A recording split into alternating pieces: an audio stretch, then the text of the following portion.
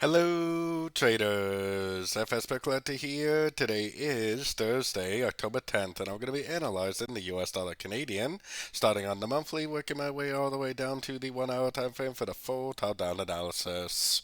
But first, don't forget to check out my website, fxpipcollector.com, if you'd like to get access to my swing trade signals, my daily members-only live streams on Zoom, and my 34 video trading course. So the US dollar CAD has been very, very strong to the upside over the last few weeks here. Definitely very strong. A lot of the US dollar pairs do look like they possibly could keep on drifting up or keep on drifting down if you're talking about these ones. So it is definitely likely, and maybe even more likely, that it is going to go up and test these highs. For now, it's really not invalidated that this could be a 1, 2, 3, 4, 5 of wave C of B. So I'm not really ruling that out as a possibility either. Going down to the weekly time frame, definitely very, very strong to the upside. I'm definitely looking for longs right now, so I mean, if it does just keep on going up, it's not really going to cause any damage to my trading account. And at the same exact time, if it does respect like a Fibonacci retracement level and turn back down, I will stop looking for longs and start looking for shorts again for the wave 3, 4, and 5. So for me, I'm just going with the flow. I put my Elliot wave count on here and then let the market tell me whether or not my Elliot wave count is correct or not. So going down to the daily time frame, like I said, ever since we broke structure on like the 4 to 8 hour time frame, way back here, I've been looking for logs on this thing. And like I said, if it just keeps on drifting up, then okay, whatever. It doesn't bother me any because I'm looking for logs. But at the same time, I still think this looks like a wave A. I still think it looks like a wave B. And it looks like a possible 1, 2, 3, 4, 5 of C.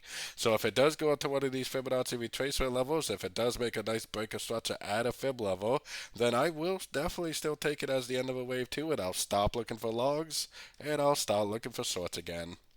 So let's take it down to the 4 hour time frame. So on the 4 hour time frame, this is the structure level way back here last week that turned me into a buyer.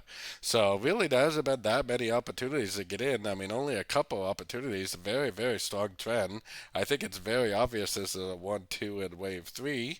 We have CPI inflation data coming out today, and most of the dollar pairs do look like they need to make a move down.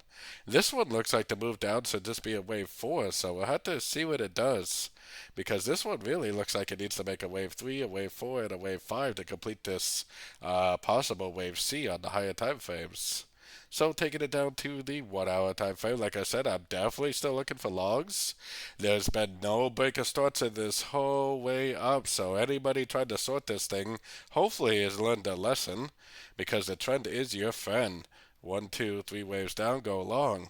1, 2, 3 waves down, go long. 1, 2, 3 waves down, go long. 1, 2, 3 waves down, go long. 1, 2, 3 waves down, go long. 1, 2, 3 waves down, go long. Hopefully you get the point.